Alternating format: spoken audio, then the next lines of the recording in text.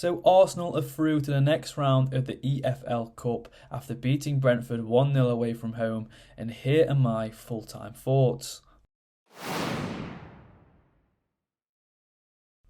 It was very much a game of two halves, with Arsenal being the far better side in the opening 45 minutes. Reiss Nelson gave Arsenal the lead inside the first 10 minutes, putting away a square ball by Eddie Nketiah after some questionable play by Brentford in the build-up. And Arsenal could have and probably should have had a couple more goals in that first half. Emile Smith-Rowe and Nketiah both looked really bright throughout the first 45 minutes and had a couple of good chances themselves. Seigi Jr. was also handed his debut tonight, and the 19-year-old actually had a really decent game down that left-hand side. He made a nuisance of himself whilst he was on the pitch and made a couple of dangerous looking runs.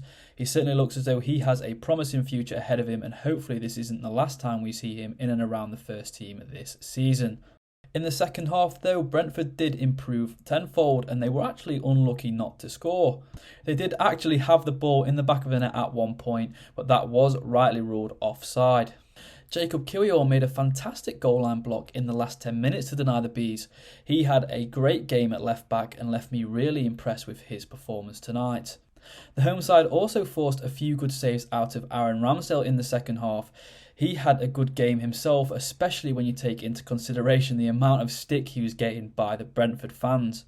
It's hard to tell if Mikel Arteta had genuinely intended to play Ramsdale in this game, as he had no real choice in the matter, with David Raya being ineligible to play as he is currently on loan from Brentford. Tonight also saw the return of fan favourite Mohamed El Neni, who came on off the bench to make his first appearance since January when he suffered a knee injury. Despite the classic chance from the away end of 1-0 to the Arsenal, this was not a vintage display by the Gunners.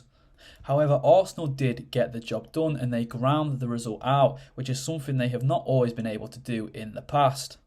Taking a look at the draw for the next round of the EFL Cup, the fourth round, and Arsenal face another away day in London, this time travelling to the London Stadium where they will take on West Ham United.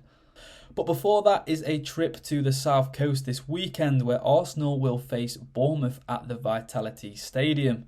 With just 3 points from 6 games in the Premier League this season, the Cherries should be no match for Arsenal. However, I don't think it will be as simple as that.